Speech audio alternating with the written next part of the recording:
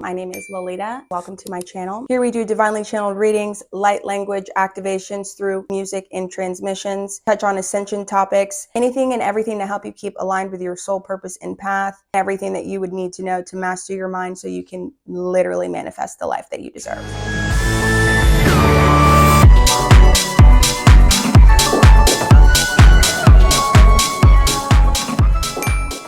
So I'm coming to you today with the video. The lighting is killing me because I'm like a super perfectionist about lighting, and like my backdrop is my living room right now because why? All my lighting's at my sister's.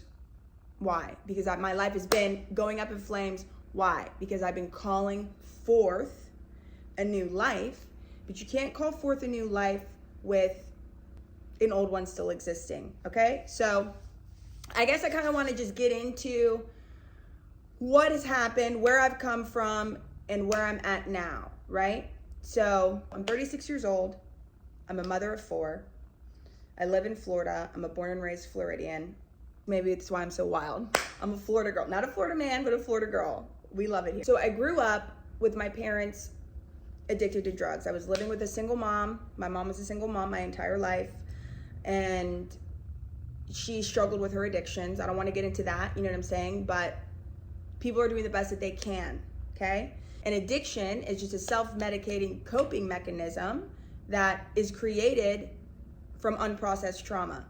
Any disease, mental condition is created from unprocessed trauma. It's the ultimate self-rejection, okay? I'll make a video on that.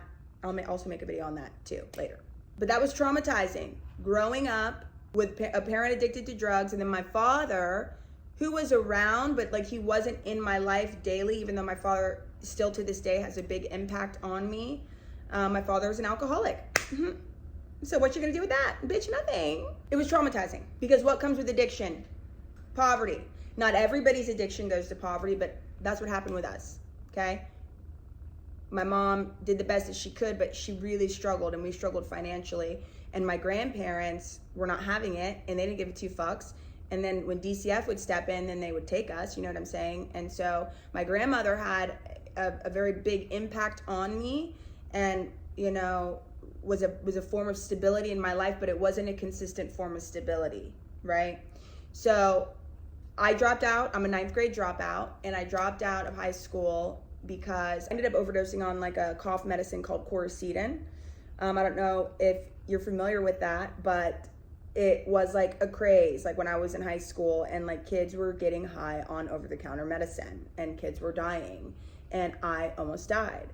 And so my mom, who was not supportive of my drug use at all, okay? Trust me, my mom has Marchman Acted me. So if you live in Florida, you're familiar with the Marchman Act. A Marchman Act is basically where you can go to the court, say this person that I love is addicted to drugs. Can you please arrest them and make them go to rehab?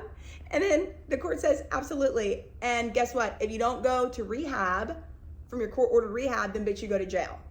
You know what I'm saying? So it really helps get people where they got to go. I, however, have been Marchman Acted 9 times because I was not ready. And if you're not ready to get clean and someone's forcing you to get clean, no, it's just never gonna happen, okay? You have to be ready yourself, okay? So I ended up going to rehab. I was Marchman Acted to go to rehab.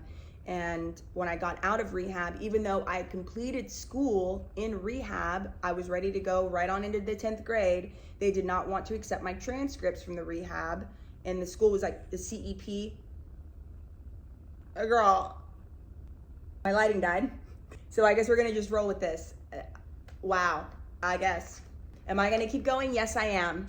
Fuck a lighting. But I'm gonna be going up to St. Pete tomorrow, so I'm gonna get my lighting and everything, so I digress. They did not want to accept my transcripts, the CEP transcripts, and they wanted me to repeat the 9th grade, and I said, absolutely in no circumstance am I gonna do that, because also, why? Because I'm a late school bloomer, so my birthday's in November. Scorpio's in the house. My birthday's in November, and so I was already a year late starting, and then with all the trauma that was going on with my mom's addiction, I was not able to complete my homework and stuff because I was so fucking depressed in the 7th grade that I wasn't able to really focus in school or complete my work. So I ended up failing the 7th grade. So now I'm 2 years behind. So this would have put me 3 years behind. And I said, a bitch ain't going out like that. Fuck that. I was 16 now, repeating freshman year, and I was just not going to do that. You know what I'm saying? So I dropped out. And I enrolled to go into the adult school to get my GED. But by that time, my motivation had been at an all-time low. I did not want to do anything but run for myself and run from my feelings and run from my life, right? So school was like on the priority list, was like, bitch, it was at an all-time low. And, you know, my addiction and my run-ins with the law really started around that age. And I would go on to do drugs and commit crimes until I got pregnant with my first son. Now, it's not my first pregnancy. I was 22 when I had my first son, and like I said, it wasn't my first pregnancy. I'd been pregnant four times before that, and had miscarriages, and I had 2 abortions, and that's a whole other thing I want to get into, but that's a whole completely different other topic. Okay, so that's for another video. But when I had my son at 22, I was like, okay, now I really have to do something different. And I didn't think I was a drug addict. You understand? Like, I didn't think that, like, I had a problem with drugs. I thought that, like, whenever I wanted to stop, I would be able to stop. And, like, that just, you know, that's just, like, how I felt until I got pregnant with my son. And when I got pregnant with my son and I couldn't stop, then and only then did I realize that, like, yes, maybe I have a problem. So that was my first voluntary rehab, right? By this point, I think I'd already been to rehab like 5 times or something, maybe 6 times, 7, a lot. Okay, I don't know. And so that was a big step for me, right? And I completed the treatment and everything was great. And I stayed clean for like 10 months or something. And then I ended up relapsing again. I got pregnant with my daughter, Steely. She was stillborn. She would serve as her purpose was my first conscious contact with the spirit of creation, with God, right? And from there, my journey to figuring out like who I am, who God is, had been reignited.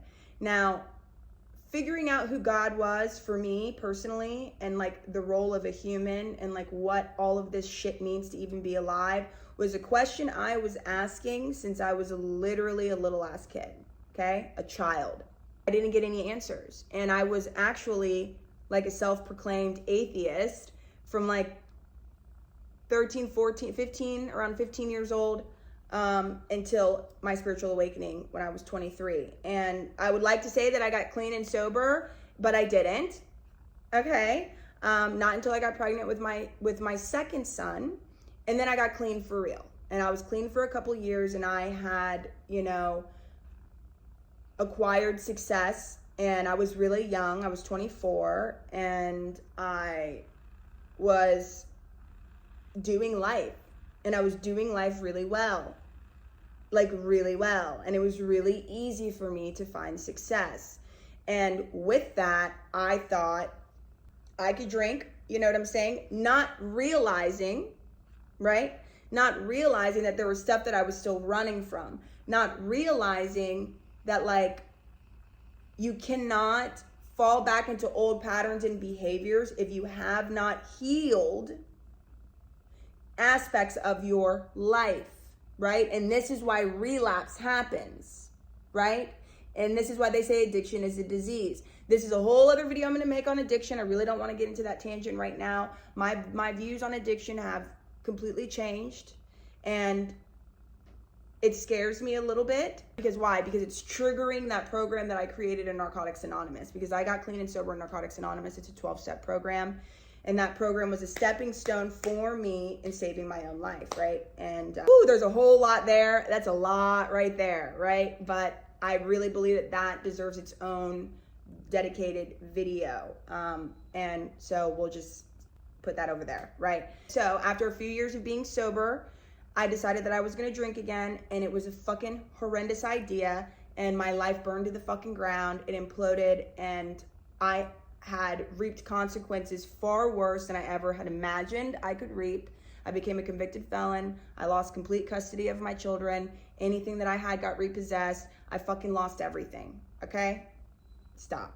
And I was pregnant with my daughter, and my oldest son's father had passed away from an overdose when I got the call, and I was in Las Vegas. I was a fugitive on the run, and in 2 states. I was running from 2 separate states, 2 felonies. When I got the call that my son's father had passed away and I was pregnant, and I said, okay, I got to do something different, because I had this epiphany that if I didn't get clean and sober, that I was going to die, and then my children would be motherless, and my one son would be completely parentless, right? And so that gave me the motivation that I needed. That gave me the spark that I needed to like do something different, you know? That was in August of 2016, and I've been clean and sober ever since. And my life, dog, like, life is amazing, right? But what I found is that we are far more powerful than we can ever imagine we are. We are far more powerful than we are taught, right? And I believe right now that the planet, the collective consciousness, like, we are in an ascension, we are in an evolution, and I believe that where you place your perception is going to determine the reality that you experience and the world in which you experience, right? And we all hear in like Revelations, and everybody hears about this great spiritual battle, and that is true. And I believe this is a battle of us against ourselves, okay? I do believe that. And I know that to be true because I've reached a peak in my spiritual development where I am now receiving information and I'm getting downloads, and the course of my life is taking a completely different direction. I have manifested things beyond my wildest dreams, and still coming from a space of fear though, right? So when I first got sober again in 2016, and mind you, by this point, I had pretty much been poor. I had the few years where I was sober where I'd found success, but it wasn't by any stretch of the imagination anywhere near to the success that I would find when I got sober again, right? And it's just the levels of like what we believe we can achieve, and the levels of what we believe we deserve to achieve, what is possible for us, right? And it's all about perspective, because without me being a convicted felon, I would have never had the courage to become self-employed. Okay? So in hindsight, me being a convicted felon was what I needed. I needed that to push me to become an entrepreneur, because my crimes, my felonies that I've been convicted of were directly related to money, and I have been in sales all my life. So that's what I know how to do. That was my background. That's the only thing I've ever done for work. And for me personally, I'm looking at now 3 children that I'm going to be financially responsible for. And like, if a bitch can't get hired doing sales, what the fuck am I going to do? Work at a McDonald's? Girl, not me. Not me. Not me. You know what I'm saying? Going on, I've never in my life been employed on an hourly wage. Okay? My mother taught me, if you ever want to find financial success, you cannot work for hourly. It will trap you. And she's right. Okay? Some people are comfortable with it, and it's all, and there's no shade. You know what I'm saying? Wherever you're comfortable, right? As long as you're happy, as long as you're truly happy, right? It doesn't matter.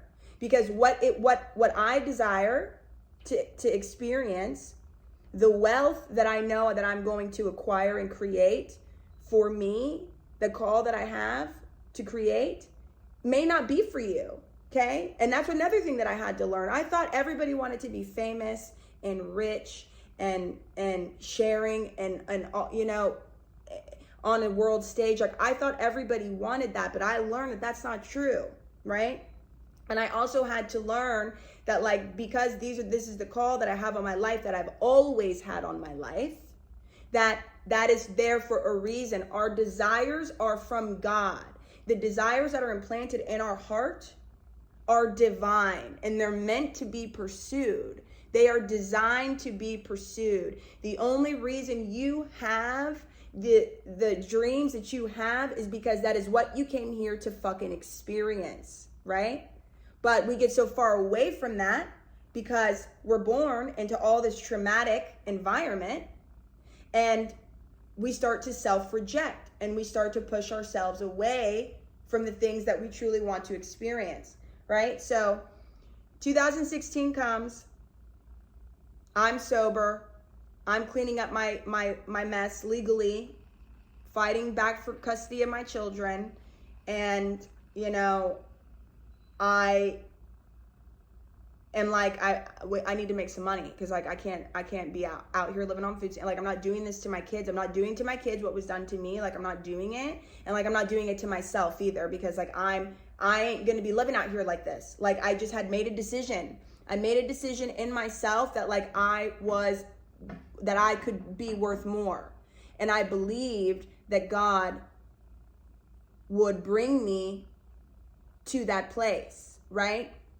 I had a zero evidence showing me that my thoughts were not completely crazy, you know? And everybody I would talk to about my ideas, like, I mean, are you sure? Like, bitch, yes, I'm sure.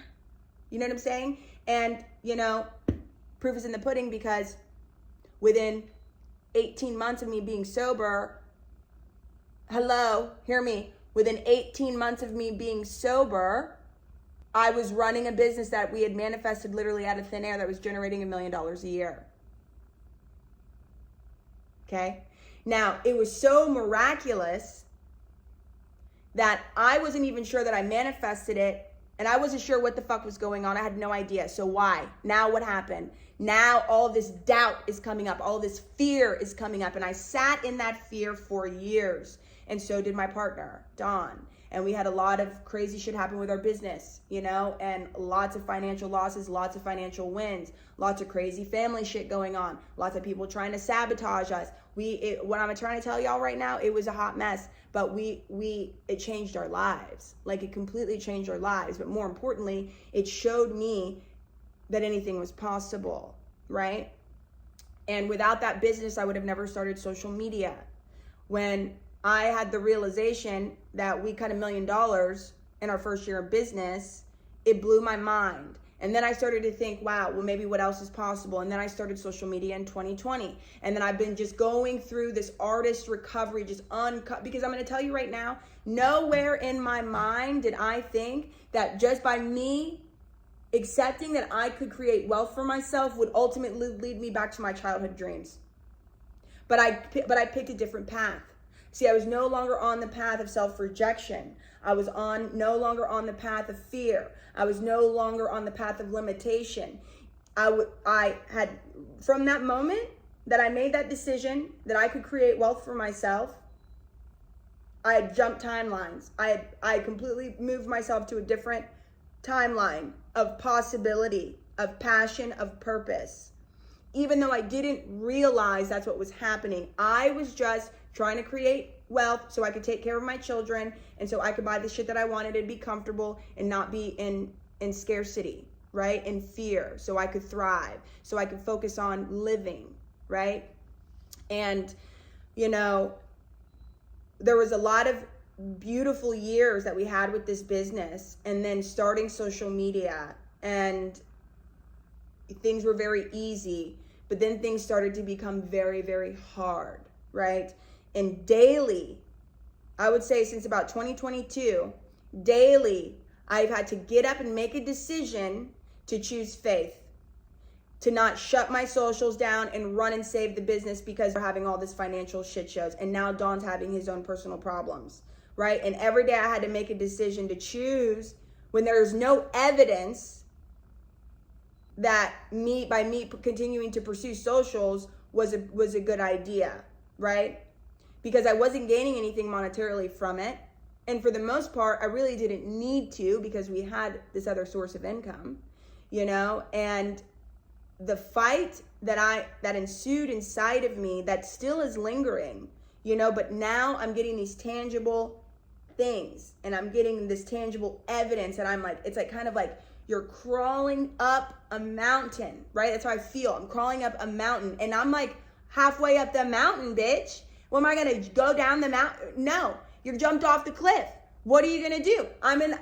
You got to pull the parachute. That's all you got. There's no, once you jump off a cliff, there's no going back up on the cliff. Like, you've already jumped, right? And so, like, that's where I found myself for these last 2 years, learning who I am, who I really am, not who I am as a mother, not who I am as a partner, not who I am as a friend, not who I am as a daughter, not who am I? Who am I?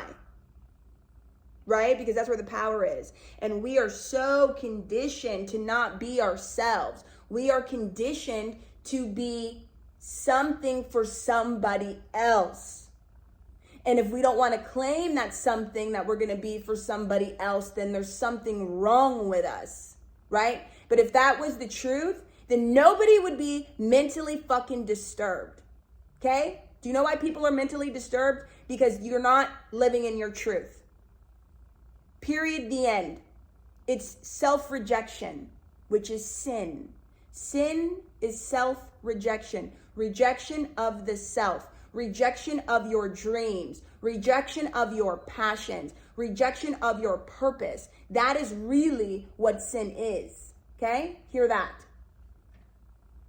So, another thing that I've learned through this process is that when you are pursuing your passions and your dreams, right? Because if you're in a space where you are now going to pursue something, that means that you are not currently where that is, right? And everything is vibration and everything is energy. So the people, situations, material items, everything that you have surrounding you in your current space is probably not energetically aligned with the person that you want to become or the things that you're pursuing, right? So not only are you having to battle your own doubt and your own fears, you are now faced to battle that in your outer environment, right? Because hear this, if you don't believe in yourself, do you think that you are attracting people that believe in you? No, you're not, okay? Like attracts like, understand? Like attracts like. So you might have a couple people in your life that believe in you, okay? And if you do, you're very lucky. Cherish that and hold on to that, okay? That's an angel in disguise, bitch. I promise you, okay? And that's one thing that I found.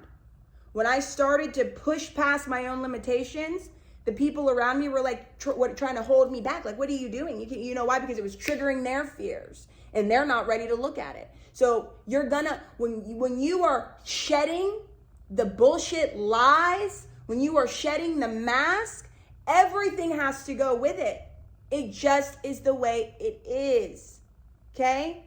But the beautiful thing is if you commit to yourself and you commit to the truth of who you are and you choose faith over fear, the universe will open up for you in ways that you would never fucking imagine. And inside of you is the authentic version of yourself, the truest version of yourself that can now blossom and come rise and shine a light like you were intended to be. You know, and all of that has gotten me here to full acceptance that I'm a teacher, to my full acceptance that I'm an artist, right? That I can do both, that I can be both because I'm multidimensional. I'm limitless. I don't have to pick one. That was something that I was kind of teetering on. What if I teach? And bitch, do both. Who says you can't? Me, I said I couldn't. Why? Limitation. Why? Because of things that I had believed about myself and about the way things are supposed to be, that is just a bunch of crock-ass bullshit lies. And so now I am in this space where I have shed people, things, careers, sources of income, ideas, physically. If those of you that have been following me since 2020 that's watching this, I'm a different bitch. Look at this. But you've seen me go through it. And I'm so glad that I have this transformation documented online because it's real, right? And I know that only if people can see somebody do it first, and it gives them the courage to do it for themselves. And I know that because that's the only reason I got sober. Because I saw other people doing it. And then it became possible for me. Okay? But we don't just overcome one issue. You don't just overcome addiction. Now what? Now we have to, It's not overcoming addiction. It's not overcoming. Listen, we have to get on a stepping stone, but we have to overcome ourselves. We have to overcome the lie that we think is us. We have to overcome the mask that we have created and recorrect the lens that distorted mask is perceiving the world through. Why? Because it's going to kill us in the end. It's going to kill us. Oh, well, we're all going to die. Yeah, we are. You know what I'm saying? But don't you want to live a life of purpose? You do. You do. Because if you didn't, then you wouldn't be emotionally fucking bothered. Okay? You're emotionally bothered. You're mentally disturbed because you're misaligned. Okay? But guess what? You can get into alignment just like that. And guess what? The universe will take care of you, bitch. The universe is here to take care of you through this process because we are not alone. We are not alone. We are not alone. Right? But we have a free will. Why? Because we are creators in our own right. So nobody's coming to save you but you. Nobody's going to help you without your permission. Nobody is going to help you without your permission, unless it's a literal emergency, like you're about to die. Okay? Because guess what? Your spirit guides, God, your angels, your higher self, there's laws that have to be operated between. Okay? You're a creator, man. You are a fucking creator. So if you are not enlisting the help of your soul family, of your star family, of your guardian angels, of God, then they literally cannot intervene because you have not asked for permission. Somebody needs to hear that. I did not know that this was going to turn into a channeling, but here we are. I love it. Just go with the flow, you know? So I guess the purpose of this video is I've come through a fucking lot of shit in my life. I'm a convicted felon. I've lost custody of my kids. I've now lost millions of dollars. Okay? I've gained millions of dollars. I've lost millions of dollars. I've gained friendships. I've lost friendships. I've gained material possessions. I've lost material possessions. I've lost loved ones to addiction. I've lost my literal own children. I've lost my own children in the physical, literal sense of death, and I've lost my own children in a figurative sense due to consequences of my addiction, because there's one son that I still don't have custody of yet, right? And that's the consequence that choices have consequences, guys. Choices have consequences. But when we are stood up against our own consequences, what do? We can learn from those. Because, like, perfect example, we always have a choice. We have a choice. It's so liberating. We have a choice. Perfect example. Me and my partner. My ex, Don, my baby daddy, my twin flame. Love him. He slays. Okay? We both lost custody of our children. I decided to forgive myself and face my consequences and accept that this is a consequence of my actions and I may not ever get custody of my son back again, you know, and using that as a motivator for change, using that as a gift to my other children, making sure that I don't ever put them in that position, forgiving myself for that. Now, my ex, he could not forgive himself. He couldn't. He could not. He thought that if he held on to the guilt, that it somehow made him better, that it somehow made it, you know, like if I feel guilty about this, and that means I'm a good person. No, because you want to know what the guilt did? He's relapsed again, and now he's repeating the cycle. You know why? Because he didn't learn his lesson. What is the lesson? You're worthy.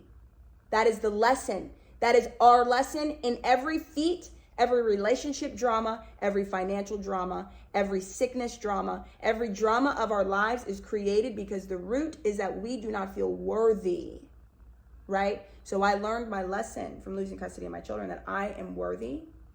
I am worthy, and I deserve forgiveness. and I deserve a second chance. He didn't believe that, so now he's repeating the lesson, and now he's in a halfway house, okay? And literally sold almost everything we own, okay? And now he's learned, and now he's gonna thrive. Y'all wait. Don Mead is gonna be thriving in this bitch. I'm trying to tell y'all, I see the future. He's a goat, okay? But I had to separate myself from that, right? Because why?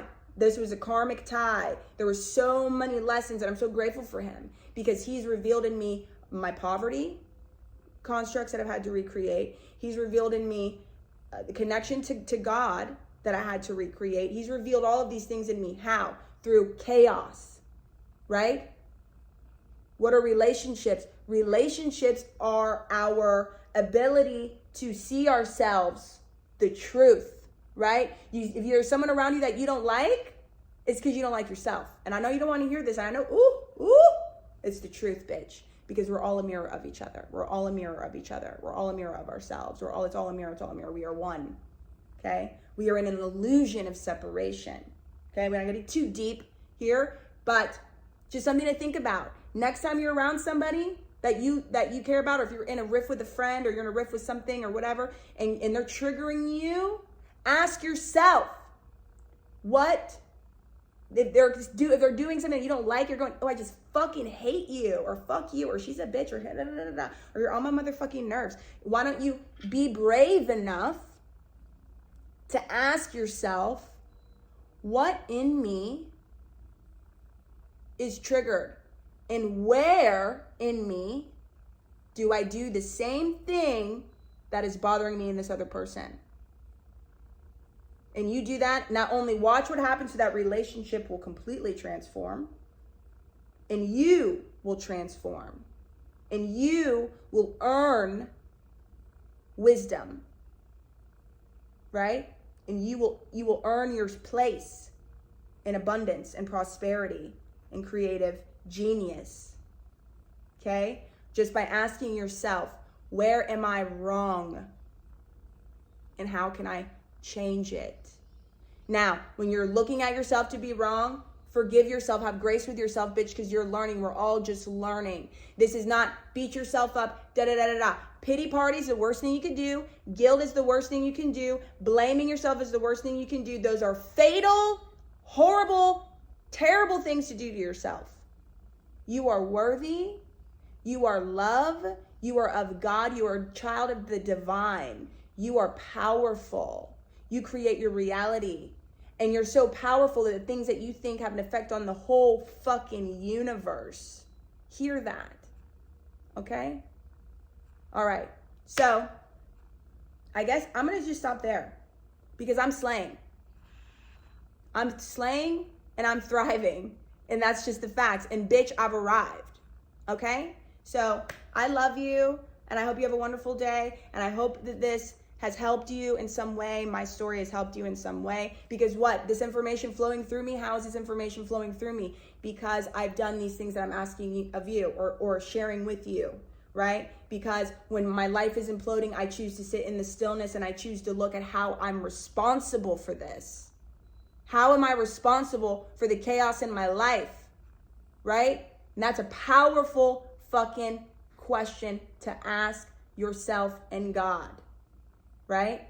So I love you and subscribe.